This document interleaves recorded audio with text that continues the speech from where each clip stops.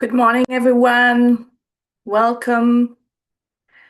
I see that people are joining still, so we'll give it maybe a few more seconds before starting the webinar.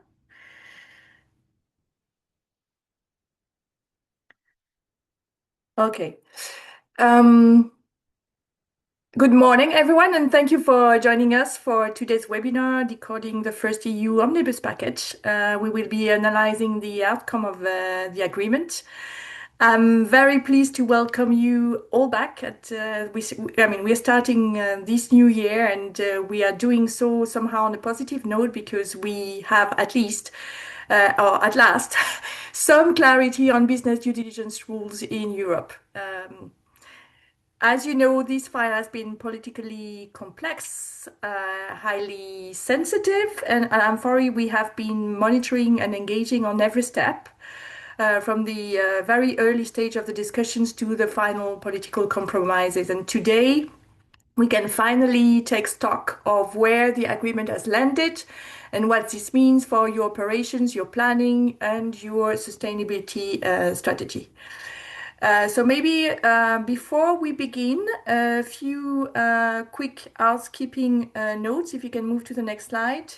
Yes, so please, you have a Q&A function that you can use at any time. So don't hesitate to do so if something is unclear or if you have like a question on a specific point. We will, during the webinar, dedicate some time to take questions and we will try to answer them the best we can. Another important point is that this webinar will be recorded. Both the recording and the slides will be shared with you afterwards so that in case you got distracted for a minute, you can still come back to the slides or to the recording and double check what is being explained.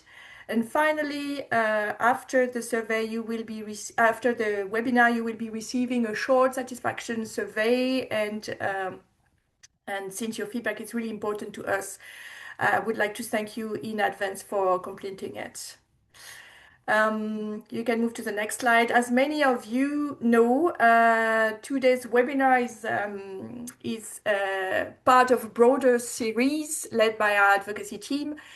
We started unpacking the omnibus package with you some time ago, and then I think it was April, yes, and then again with the status update in October. And each step of the way, we have tried to create clarity at moments when policymakers were still moving.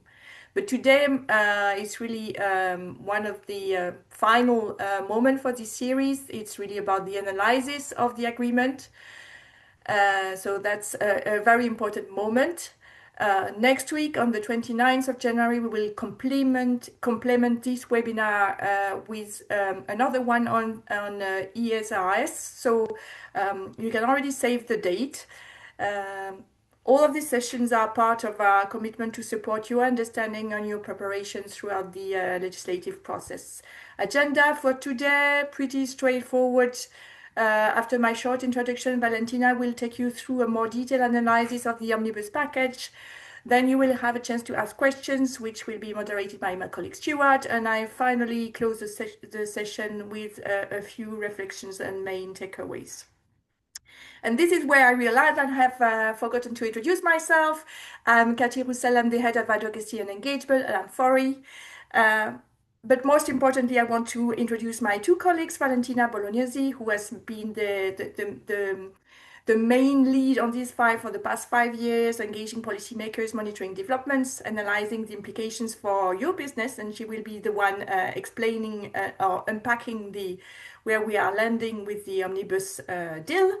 And Stuart Newman, who is making sure to connect the dots between our policy work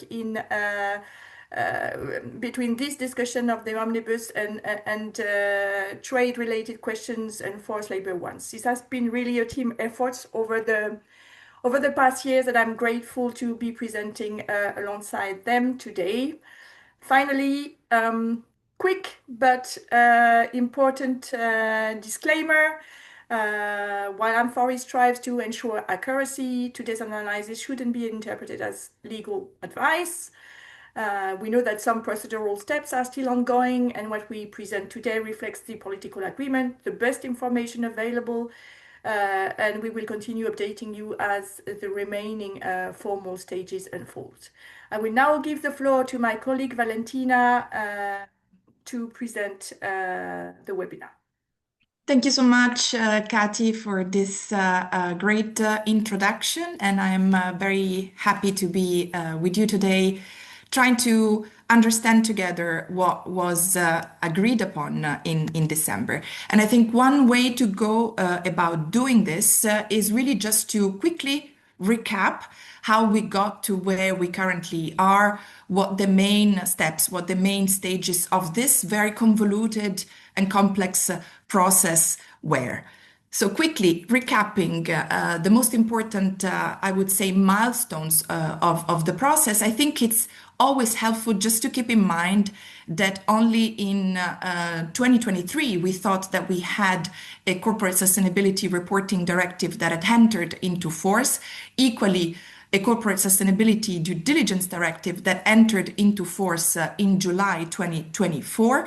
And then suddenly in November 2024, the announcement made by the European Commission that there would be the first package of simplification concerning sustainability information, therefore CSDD and CSRD mostly, that would be soon presented. This simplification package was officially launched in February 2025, and therefore now we are in January 2026. This means that in a span of more or less a year, substantial negotiations to amend CSDD and CSRD have taken place, and we have now landed in December 2025 with a provisional agreement. So there was a lot of pressure, political pressure, really for regulators to conclude this process of amending substantially CSDD and CSRD. Now, I think it's also important to clarify that we're talking about sort of two different work streams, two processes that have been implicated in this process of simplification. On the one hand, the blue work stream, which is what we call in jargon level 1. It's the framework law of both CSDD and CSRD that have been heavily amended and looked at as part of this simplification effort. This is what was concluded as a process more or less in December last year with a provisional agreement. This process was subject to the regular, ordinary legislative procedure. It's a process that involves the European Parliament having to appoint a lead committee, a rapporteur, shadows, opinion committees, but also the member states having to sort of form their own position and views on the text, and then the so-called tripartite trilogue negotiations, where basically the three institutions sort of come to a conclusion as to how they want to concretely amend the level 1 legislation of both the reporting and the due diligence directives.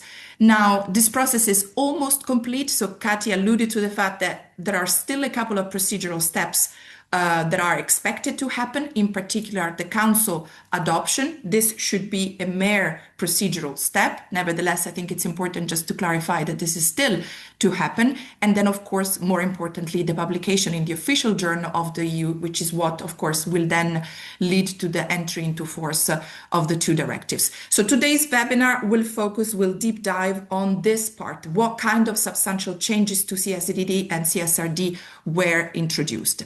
But at the same time, it's important also to keep in mind that there is another work stream that is currently ongoing, and that concerns a revision of the European Sustainability Reporting Standards. In jargon, we call it level 2 legislation. Is basically a process that follows a separate legislative procedure. We're talking about delegated acts, secondary legislation. We now are at the stage where EFRAG has already delivered its technical advice to the European Commission. It was a real thorough exercise of consulting stakeholders, gathering feedback, and then delivering their sort of technical advice to the European Commission early December last year. But now the European Commission still has to make up its mind, if we can say it that way. They need to have time to adopt a delegated act, and this will be done at the latest within 6 months after the entry into force of the CSDD and CSRD 2.0. This process is much leaner. It doesn't require amendments from Parliament and Council. It is just a yes/no vote. And this part of the process will be the object of the webinar that our colleague Amanda is going to be leading on the 29th of January, so next week. Now, just in terms of a couple of milestones that we anticipate to happen in the next few months or so, as we said, we are still awaiting for an official sort of adoption by the Council of the Omnibus text amending substantially CSDD and CSRD. That could happen somewhere in January, early February. Any Council formation can actually do that. And then we still need to await for a publication in the official journal. And once that happens, 20 days afterwards, the CSDD and CSRD 2.0, so to say, will enter into force. Green work stream, so we're talking about the ESRS amendments. We are anticipating a public consultation by the European Commission somewhere in February, April this year, followed by a delegated act to be presented by the European Commission somewhere in Q2, Q3 2026. Now, what we're going to do in the next 20-25 minutes or so, we're going to try to take a closer look at the changes, first to the EU CSRD and then to the EU CSDD. We still keep in mind that we need to await official adoption by the Council and publication in the official journal. Where have negotiations landed eventually? So I think one important and obvious probably element to retain here is that the timeline for the reporting of sustainability information by companies that will be eventually in the scope has actually been extended. So this means that the CSRD 2.0, the way we call it for simplicity reasons, will start to apply as of 2027. So we will see the first reports in 2028 on the basis of financial year data 2027. So that is a timeline that is considerably later than the initial approach taken as part of CSRD 1.0. The timeline, so in terms of also companies that will have to produce sustainability reports in the future, I think it is clear that we have landed with way fewer companies having to produce sustainability reporting in the future. There are different estimates out there, and I think it's difficult to dwell too extensively on those, but there are talks about something like 80 to 90% less companies in the end being in the scope of the revised CSRD. Because this exercise was a political negotiation, we have landed with an agreement that the European Commission will review the effectiveness of the CSRD, to what extent CSRD is actually meeting its initial objectives. And part of this assessment will also entail looking at the scope, at the thresholds for companies to be in the scope. Therefore, by 2031, the European Commission will produce this sort of assessment and can potentially also come to the conclusion that the thresholds would need adjusting. If we remember, one of the reasons why the whole omnibus simplification exercise started was also to somehow protect smaller companies that were lamenting being unduly overburdened by requests coming from their customers. That is the reason why CSRD 2.0 has landed with this notion of a value chain cap for protected undertakings.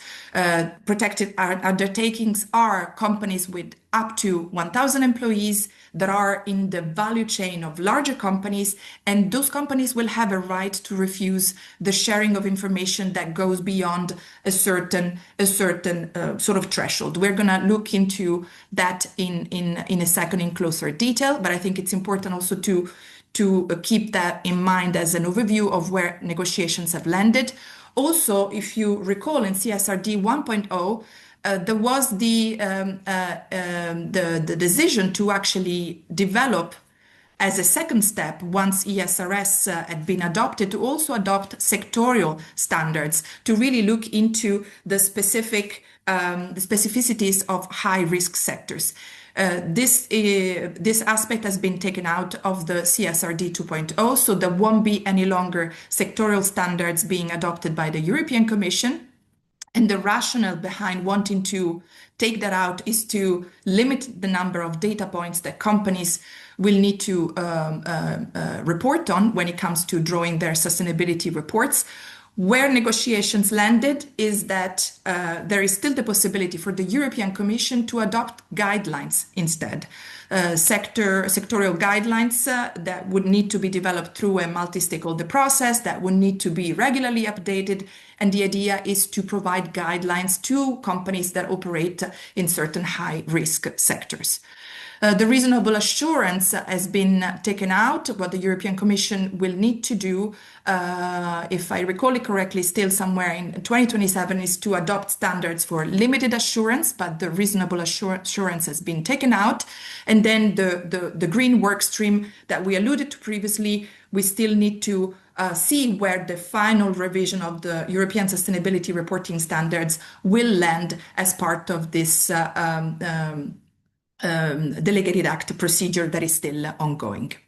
Now we're gonna zoom in on a couple of aspects of the CSRD 2.0, and notably the scope, the thresholds, because I imagine that for companies, that is one of the primary point of interest. Will I be in the scope, or will I no longer have to do sustainability reporting in case I was previously considered to be in the scope? So if there is probably one element that I would want you to keep in mind is first and foremost that CSRD 2.0 will start to apply as of January 2027. The first reports will be due in 2028 on the basis of financial year data 2027.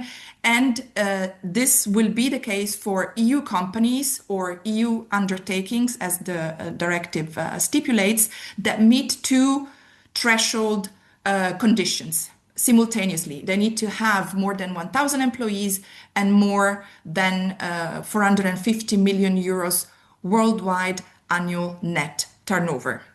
So when it comes to EU companies, anything below this threshold, these two thresholds, would fall out of scope, according to the revised CSRD 2.0.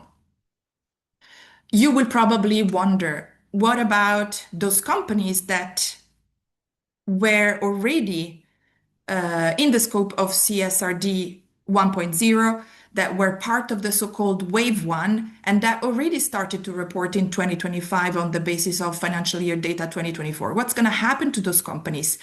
What the basically agreement reached as part of the Omnibus stipulates is that member states will have the possibility to exempt those companies that are already now reporting sustainability information because they were in the first wave of CSRD 1.0. They will be able to take them out of the scope, exempt them. So there is sort of a transitional exemption for the year 2026, so that by the time CSRD 2.0 starts to apply, which is 2027, if they end up according to the new threshold criteria being out of the scope, they don't have to unnecessarily continue reporting sustainability information. So I hope that this is clear.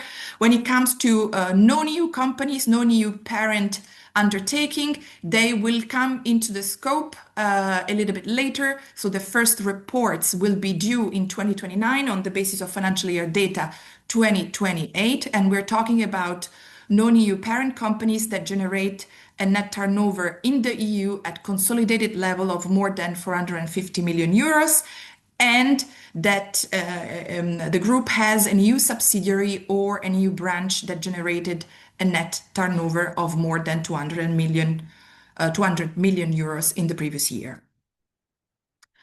EU listed SMEs have been excluded. They would have been wave 3 in the initial CSRD 1.0. So we're not going to go through the details that you see on the left-hand side of the slide, but this is for you once you receive the slides in case you wanted to compare and see how the scope and therefore the thresholds has evolved between the first CSRD, the one entered into force in 2023, and the CSRD 2.0, which is the result of the provisional agreement reached in December last year. So I hope that this was clear. If there are questions, do not hesitate to post them in the Q&A box. Now, the value chain cap that we briefly alluded to earlier, so we said that there is indeed this provision whereby protected undertakings that are businesses with up to 1,000 employees that are in the value chain of larger companies having to report sustainability information. So those protected undertakings, as the wording clearly says, they will be protected. They will have a right to decline information requests that come from customers if those requests exceed a voluntary sustainability reporting standard. This standard is not there yet. We do not have it just now. The European Commission will need to adopt it as a delegated act in 2026, within 4 months from the entry into force of CSRD 2.0. We know that it will be based on the VSME, the voluntary standard for SMEs that had been adopted by EFRAG. Now, that standard was adopted for SMEs, but this standard will actually represent the cap of information that companies with up to 1,000 employees will be in a position to decline if the information requests go beyond. But I think it's important because we were also kind of concerned at the beginning, but I think it's important also to keep in mind that there are a couple of explanations also in the text of the CSRD 2.0, where it is stipulated that actually this cap on the information does not apply to information that is gathered, that is collected for due diligence purposes, including for complying with the forthcoming Corporate Sustainability Due Diligence Directive. It also seems that if there is a voluntary sharing of information, that will be still allowed going forward. Is there anything else? So I think that is all I wanted to say. Let us know if there are questions on this aspect. So we wanted to zoom in on this because I think it's important. Now we are going to do the same exercise and go through the main changes to the EU Corporate Sustainability Due Diligence Directive, keeping in mind that, again, Council adoption is pending and also publication in the official journal is pending. So where have negotiations landed? How does CSDD 2.0 look like? Again, the timelines, the application of the rules, the transposition by the member states, the publication of the guidelines, everything has been relaxed, if we can describe it that way. So the rules will start to apply to a later date. We're talking July 2029. Member states will have to transpose the text nationally at a later date. We're talking July 2028. The European Commission will need to publish guidelines at a later date. We're talking, in most cases, July 2027. The thresholds also, which companies will eventually be mandated to do due diligence if they do business in the EU. We're talking about way fewer companies. So the thresholds have been increased. I think this is, they've been increased. There are estimates that, again, quite a significant percentage of companies will be taken out of the initial scope. But again, because this was a political negotiation, we have landed with an agreement that there would be a review clause whereby the European Commission by, I think it's July 2031, will assess the effectiveness of the rules, to what extent they meet the objectives originally set out. And one aspect of the assessment also includes looking at the thresholds, to what extent those would need adjustment, would need amending.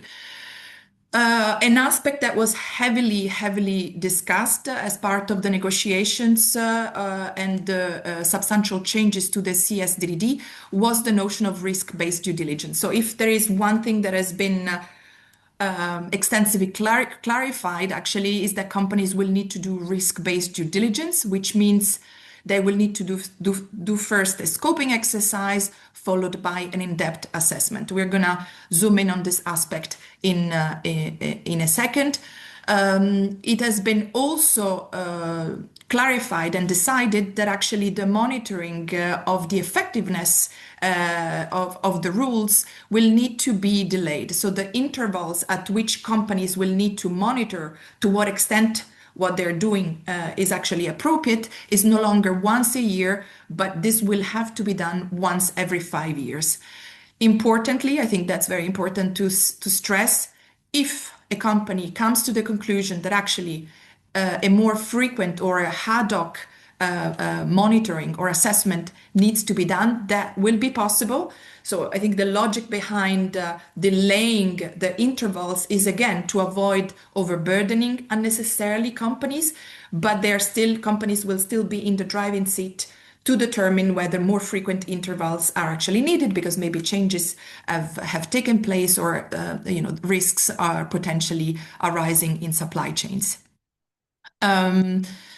Let me also elaborate on this aspect. So in principle, also when it comes to the CSDDD, there is the idea that in-scope companies should avoid requesting unnecessary information of their suppliers if those suppliers have less than 5,000 employees, and this is in particular for the in-depth assessment. So in principle, they should avoid, but the language is also rather flexible, stipulating that unless this information can be obtained otherwise, there is still basically the possibility to kind of go and request the information for the in-depth assessment. In principle, it should be avoided unless this is strictly necessary and unless it can be obtained otherwise.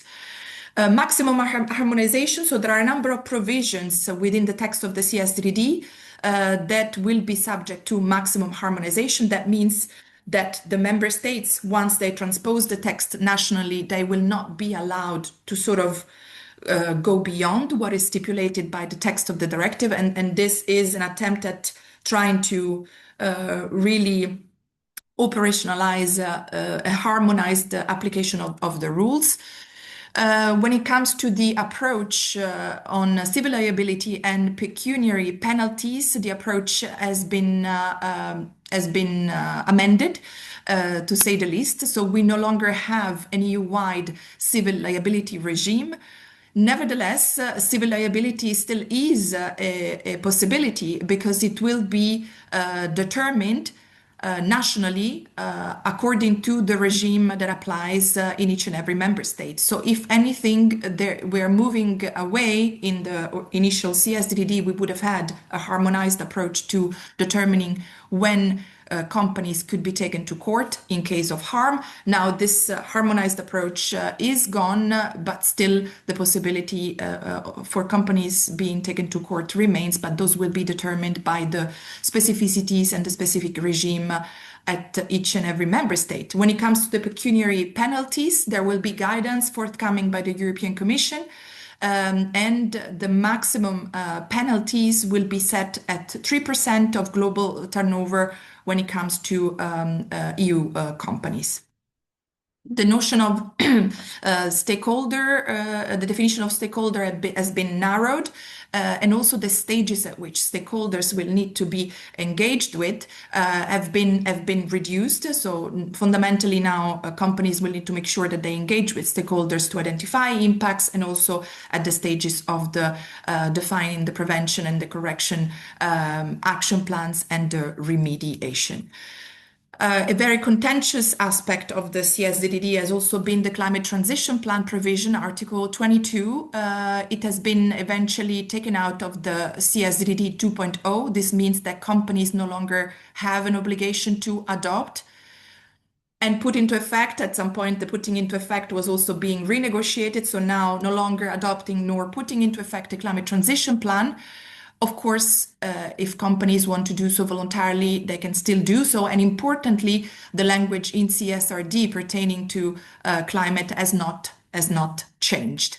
In CSRD 1.0, there was also the expectation that as part of the review, the European Commission would consider also to what extent the financial sector needed to be included. This provision has been taken out, and the obligation to terminate a business relationship has also been deleted. What now companies would need to do under certain conditions is to suspend the relationship with a business partner.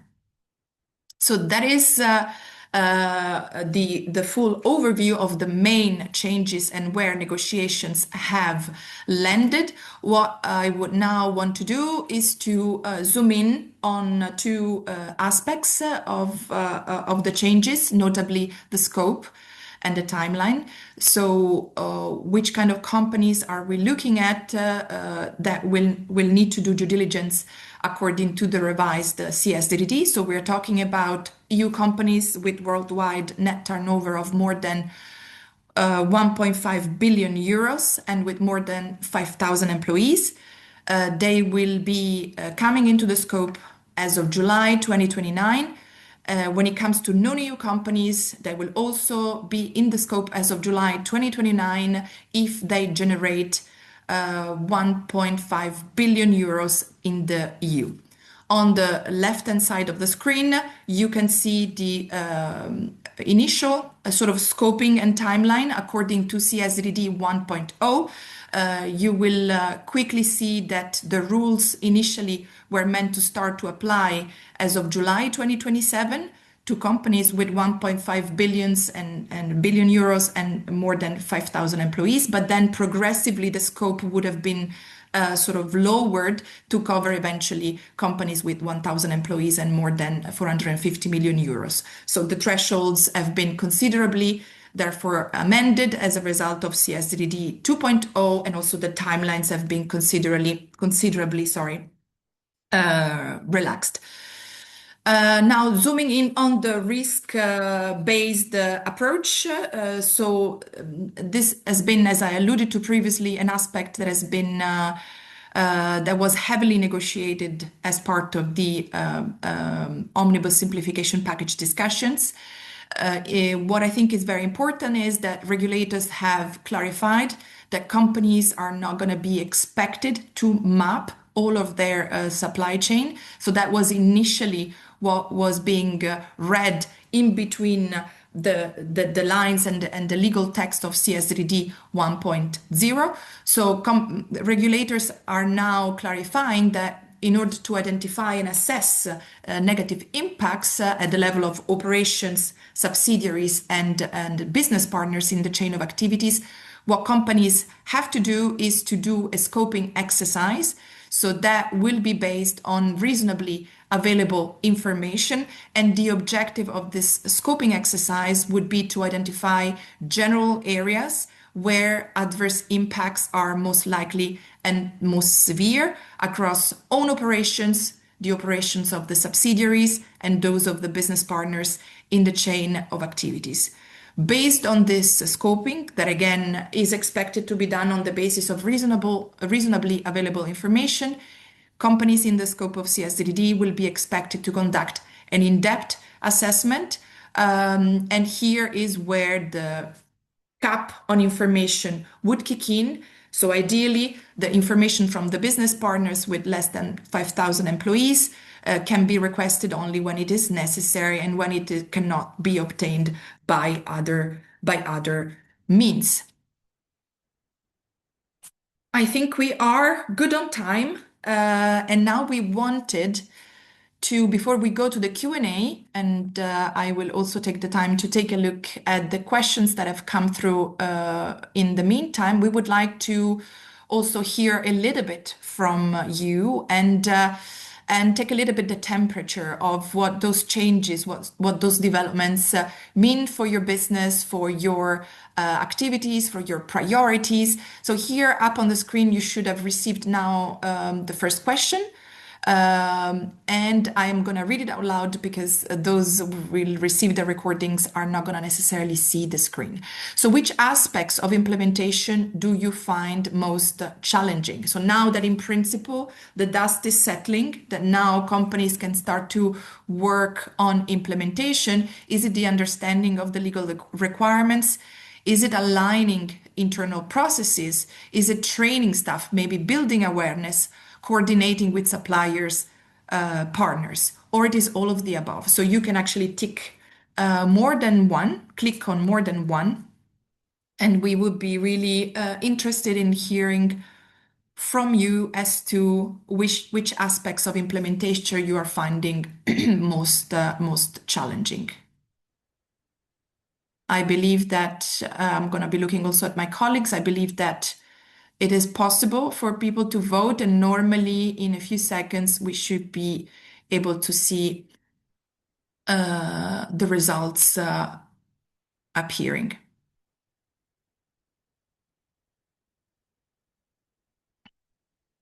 Let's give it a few more seconds.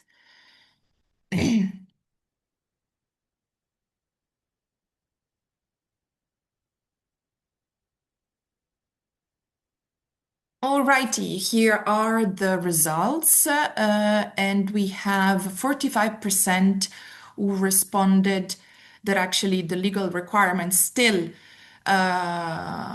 represent a challenging aspect of the implementation. 30% indicated that aligning internal processes still is considered to be challenging.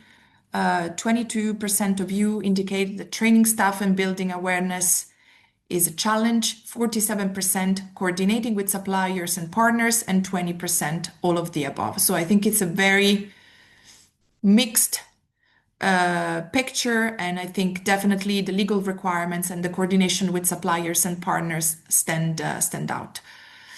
Now, thank you so much for taking the time. Now we would have a second question for you, trying to also take the temperature a little bit regarding the uncertainty, right, of the omnibus. Has this uncertainty resulted in making it harder for you to sell, so to say, sustainability within your company, or maybe making it harder for you to sell sustainability to your suppliers, or no real major changes to your sustainability roadmap and commitments? We had sort of a similar question already in one of the previous webinars, but we wanted to kind of go back to it now that in principle there should be greater clarity, or there should be at least an indication of the timeline by which companies will have to start to apply the rules. That should be a little bit clearer. So very curious to hear from you as to what it is that you have experienced as a result of the omnibus uncertainty. A few seconds, and we should be seeing the results.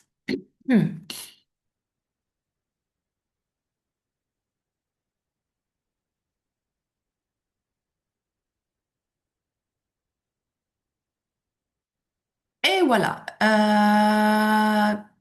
So definitely, I think what stands out is that it's going to be harder, or it has become harder for you to sell sustainability within your company. And I think that resonates and matches, unfortunately, very strongly what we also heard from companies at large, and also comparing notes with other associations. That is the unfortunately net result of all the uncertainties surrounding the omnibus simplification package. So thank you for being honest and for your feedback.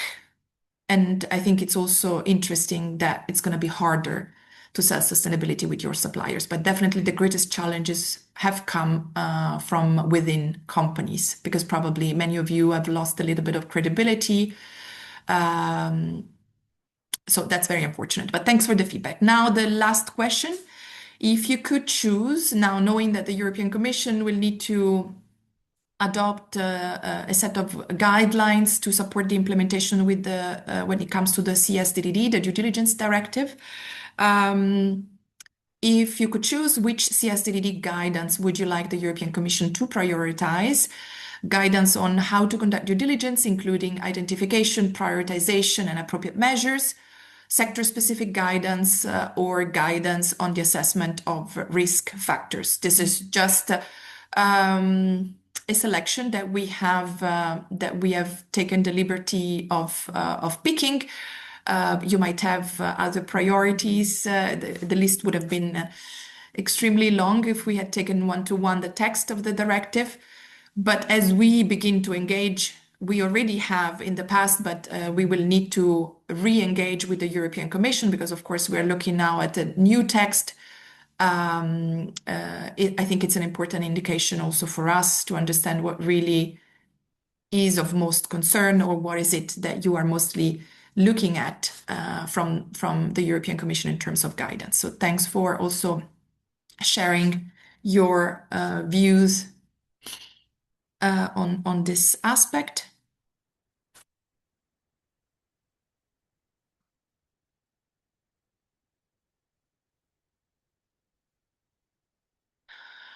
Alrighty, so 58% have indicated that actually guidance on how to conduct due diligence is what you would wish to prioritize, including identification, prioritization, and appropriate measures. So I think that is, clearly the vast majority of you. And normally this guidance should be delivered by the European Commission by July 2027. So well ahead the starting of the application of the rules, which we said again is July 2029. So hopefully 2 years window for companies to then take stock of that guidance coming out of the European Commission. Alrighty, so I think that was the last poll that we had foreseen, and now we have time for the Q&A, and I would want to invite my colleague Stuart to come in to moderate the questions. Yeah, thank you, Valentina. That's a good presentation, a lot of information for our attendees. We have had, let's see, 2 questions on the CSRD, another one which I suppose covers both the CSRD and the CSDDD, and then one on the CSDDD itself. Maybe I'll go to that one as it's the shortest. And it says, do we have to engage with stakeholders in CSDDD 2.0, and in what kind of way?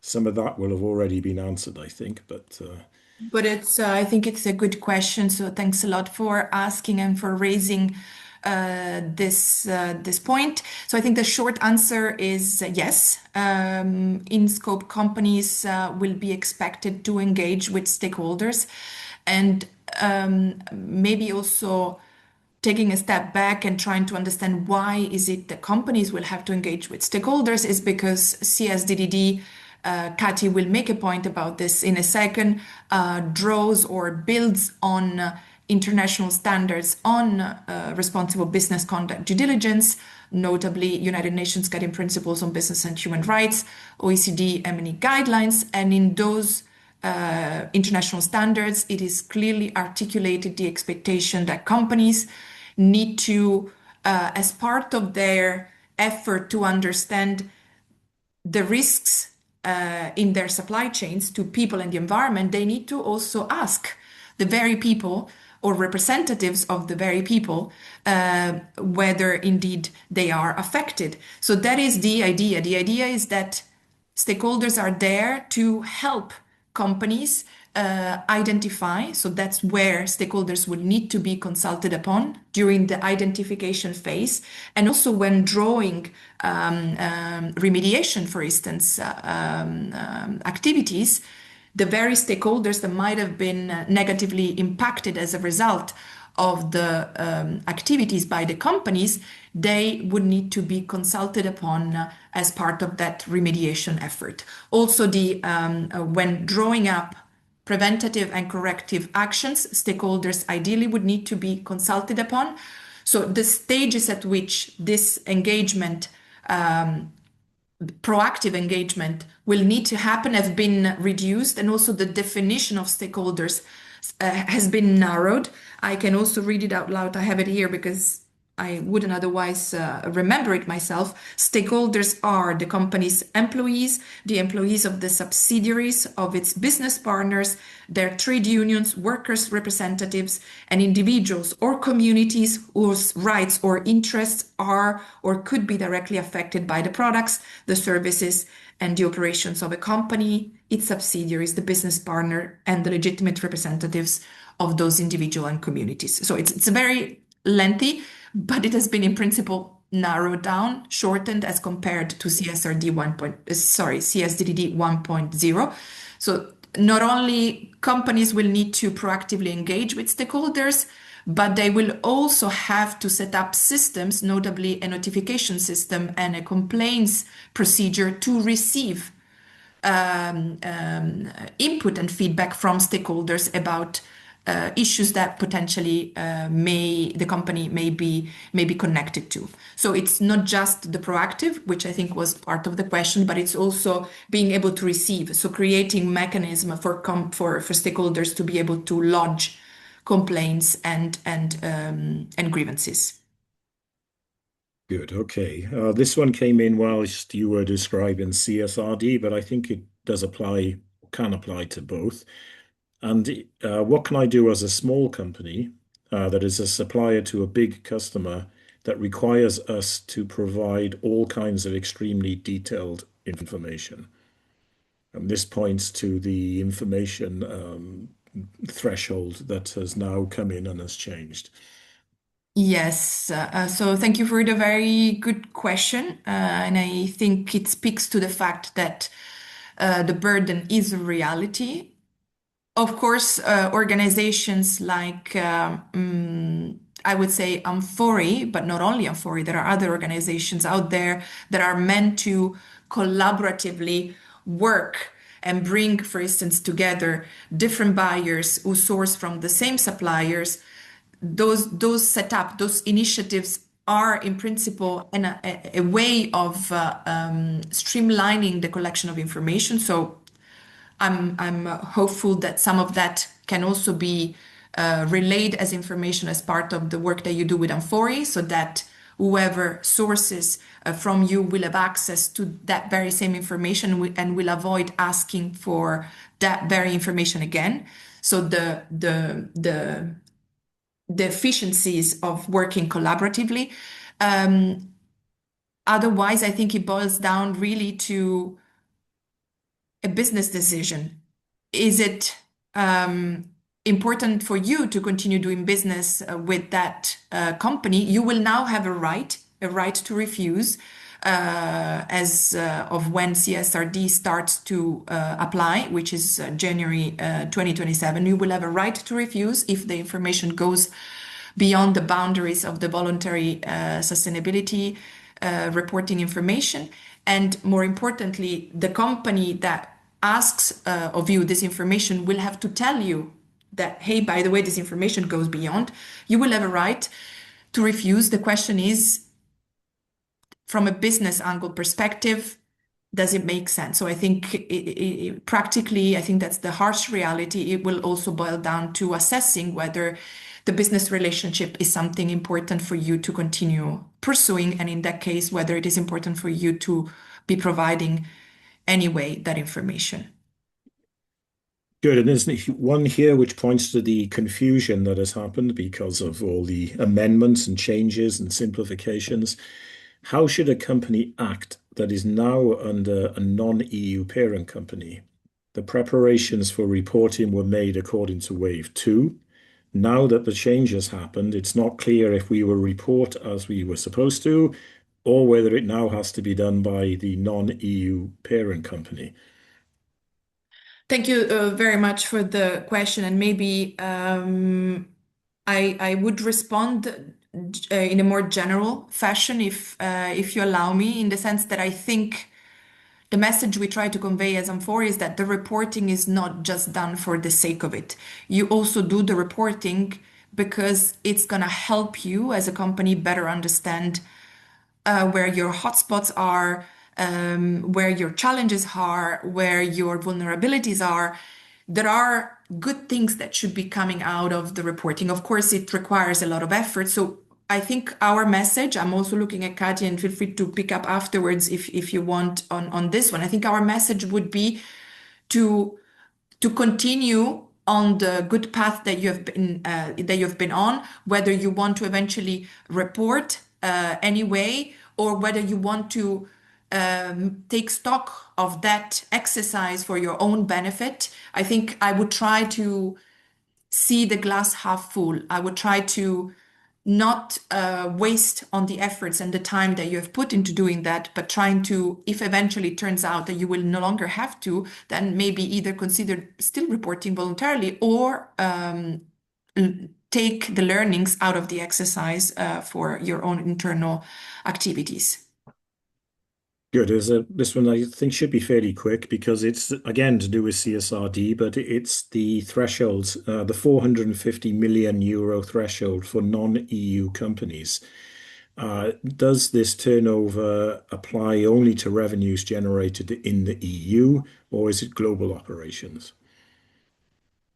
So we're talking about non-EU parent companies, and I no longer see the question in front of me. Yes, so in principle, is what it is generated in the EU. Okay. And next to that is also having an EU subsidiary and a EU branch that generated more than 200 million euros. Good. And is there any guidance yet on the scope and exercise and the in-depth assessment for CSDDD 2.0? So the guidelines, official guidelines by the European Commission are not there yet. They will come in 2027. At the same time, I think we have plenty of guidance, in particular from the OECD. The notion of the general scoping and the in-depth assessment actually comes from language taken out of OECD guidance and guidelines. So I think one way of getting started with understanding what it means to do the scoping and then the in-depth assessment would be to look at those guidelines while waiting Okay. for official guidelines coming from Are the. there, I can see two more. This is a very general one, which may be a decision that needs to be taken at a level above our pay grade, as the saying goes. Do you see amfori's framework remaining a baseline due diligence tool, or will it evolve to better support CSRD, ESRS topics, including environment? Yes, that's a very interesting question, and I think it should probably speak to the strategic direction of the organization. So definitely, I would say that I see us maintaining a very strong core on due diligence. I think that is really the DNA, the core, the heart of what Amfori has been doing. Of course, when you do due diligence, you also collect data, you also collect information, you also understand your hotspots. And by doing your due diligence over time, you also can measure progress. And I think that is extremely helpful information and insights that can feed into reporting. So I definitely see the connection between the two. To what extent do we see ourselves, and this is maybe just my personal view of things, to be able to provide 100% reporting according to the SRS? I don't think we have that expertise or that ambition. If anything, for one very simple reason, because members are the ones ultimately deciding to what extent they want to map which suppliers on our sustainability platform, to what extent they want to request monitoring, et cetera, et cetera. So we will always, as Amfori, only have a limited or just a narrow overview of the supply chain and therefore of the risk exposures, impact exposures of companies. So I think, fully fledged reporting on all that is expected from CSRD. I do not necessarily see us going in that direction, but maintaining a strong focus on due diligence, I will be positive about it. Hmm. And there's a final one here, which is maybe one for me as it happens. The changes in CSRD 2.0 conflict partly with the strict requirements of the forced labor regulation. So, what is your view on this? Uh, I suppose this is referring to the fact that there is, again, the restriction on the amount of information you can ask for your supplier. It's it may be important to note that in the forced labor regulation, there is no legal due diligence requirement. So the forced labor regulation does not say you must do due diligence or else. However, if you do not do your due diligence to look and try and find forced labor within your supply chain, then you may find that your product is restricted, that you have to recall it from sale, or from the shelves, or that it will be blocked at the port. So in effect, you do need to do due diligence, even though you are not legally required to do it. That then does draw up the difficulty of trying to find forced labor within your supply chain, and especially by requesting it and the level of information you request from your suppliers. But I will also say that the forced labor regulation applies throughout the entire chain of your supply chain, so right back down to the raw material, to the agricultural stage, or to the extraction stage. So it could affect a product that, for example, has cotton made from forced labor, even though there is no forced labor within the t-shirt manufacturing factory. But So yes, maybe, there is a conflict, but uh, yes, but it's maybe Stuart, but sorry to interrupt. I think there is a conflict, but let's also remember that CSRD 2.0 does say that if you are collecting the information for due diligence purposes, that in principle is allowed. So the value chain cap restriction yeah. is mostly for reporting. Then we can have a philosophical debate as to where you draw the line. But I think we also need to move to the final remarks by Kathy, right? Thank you so much for the questions. And thank you, Stuart. Thank you, Valentina and Stuart, for walking us through the final deal. So lots of interesting questions out there. So I hope we answered them to your satisfaction. If there are any other questions, I don't think there are any other questions left in the chat, but if you have some question, you're welcome to address them after the webinar to the team. But before we close, I wanted to briefly pull together what really matters, because we are moving to the next phase. And over the last 6 months, I would say a lot has been said about what the New Deal would be about, with very politicized messages that are not necessarily reflecting where we landed. And to me and the team, it's important to leave you with some important messages to cut through the noise. So Valentina, if you can move to the next slide. First of all, despite all the political back and forth, it's important to be reminded that the core principle of CSRD remain intact. So double materiality stays, meaning companies will still need to assess both how sustainability issues affect them and how their operations impact people and the environment.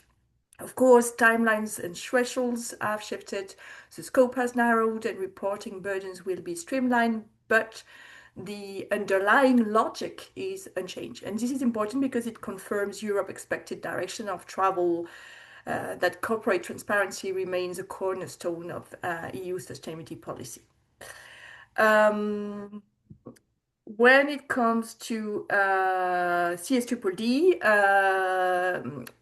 its risk-based due diligence approach also remains firmly in place. So the directive now reflects even more clearly the international standards many of you are already working with. So companies will be expected to identify and assess risks, prioritize, where action is most needed, prevent, mitigate, minimize adverse impacts, provide or remedy or when harm occurs, and importantly, engage meaningfully with stakeholders at key stages of the process, as we touched upon in the discussions. It's not an obligation of perfection, obligation of means, and the law now makes it clearer than maybe before.